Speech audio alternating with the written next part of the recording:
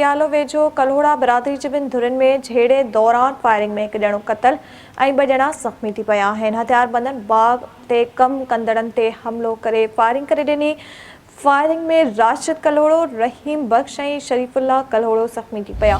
ज़ख़्मियुनि मां रहीम बख्श कल्होड़ो गाड़ी मोरी अस्पताल में दमदणी हवाले कयो आहे। इन अहम ख़बर बाबति नाज़रीन अवांखे आगाह कयूं पिया। प्रियालो वेझो कल्होड़ा बिरादरी जे ॿिनि धुरनि में झेड़े दौरान फायरिंग में हिकु ॼणो क़तल ऐं ॿ ॼणा ज़ख़्मी थी पिया आहिनि। हथियारबंदनि बाग़ ते कम कंदड़नि ते हमलो करे फायरिंग करे ॾिनी। फायरिंग में राशिद कल्होड़ो, रहीम बख्श ऐं शरीफुल्लाह कल्होड़ो ज़ख़्मी थी पिया। ज़ख़्मियुनि मां रहीम बख्श कल्होड़ो गाड़ी मोरी स्टॉप में दमदणी हवाले कयो आहे। ब्रेकिंग न्यूज़ अवां ताईं पहुचायूं पिया। प्रियाले वेझो कल्होड़ा बिरादरी जे ॿिनि धुरनि में झेड़े दौरान फायरिंग में हिकु ॼणो क़तल ऐं ॿ ॼणा ज़ख़्मी थी पिया। हथियारबंदनि बाग़ ते कम कंदड़नि ते हमलो करे फायरिंग करे ॾिनी। फायरिंग में राशिद कल्होड़ो, रहीम बख्श ऐं शरीफुल्लाह कल्होड़ो ज़ख़्मी थी पिया। ज़ख़्मियुनि मां रहीम बख्श कल्होड़ो गाड़ी मोरी स्टॉप में दमदणी हवाले कयो आहे।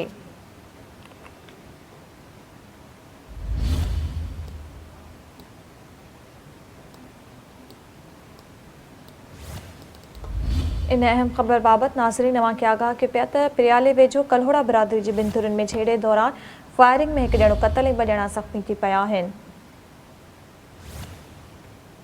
हथियारबंदनि बाग़ ते कम कंदड़नि ते हमलो करे फायरिंग करे ॾिनी। फायरिंग में राशिद कल्होड़ो, रहीम बख्श ऐं शरीफुल्लाह कल्होड़ो ज़ख़्मी थी पिया। ज़ख़्मियुनि मां रहीम बख्श कल्होड़ो गाड़ी मोरी स्टॉप में दमदणी हवाले कयो आहे।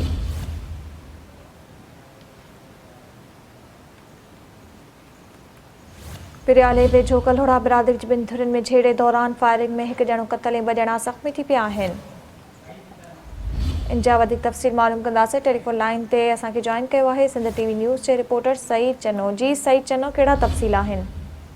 जी मां तव्हांखे ॿुधायां पीर जो ॻोठ भरिसां प्रियालो जो इलाइक़ो आहे। प्रियालो जो ॻोठ घणो ख़ान कल्होड़ो आहे, जंहिंमें कल्होड़ा बिरादरी जे ॿिनि धुरनि में ज़मीन जे मामले सां जहिड़ो थी पियो आहे। जंहिंमें हिकु धुर आहे ख़ान कल्होड़ो जी बि आहे साजिद कल्होड़ो जी। जॾहिं में ख़ान कल्होड़ो जी धुर पारां जेको आहे साजिद कल्होड़ो जा ॿ ॼणा हथियारनि जे ज़ोर ते ज़ख़्मी कया विया, जंहिंमें रसूल बख्श कल्होड़ो हुयो, रहीम बख्श कल्होड़ो हुयो। जंहिंमां रहीम बख्श कल्होड़ो जेको अस्पताल में हुयो हुनखे रस्ते ते दमदणी हवाले कयो। हिन मां अवांखे ॿुधाईंदो वञा रसूल बख्श जेको आहे पंहिंजो रसूल बख्श जेको आहे कल्ह उहो बि ज़ख़्मी आहे। हुनखे गंभीर जी हालत में खैरत अस्पताल में विया। हिन वक़्तु जे इलाइक़े में खोसार सूरत हाल आहे। रस्ते रस्ते सां फायरिंग जो सिलसिलो जारी आहे। जी महिरबानी सईद चना तफ़सील ॾियण लाइ।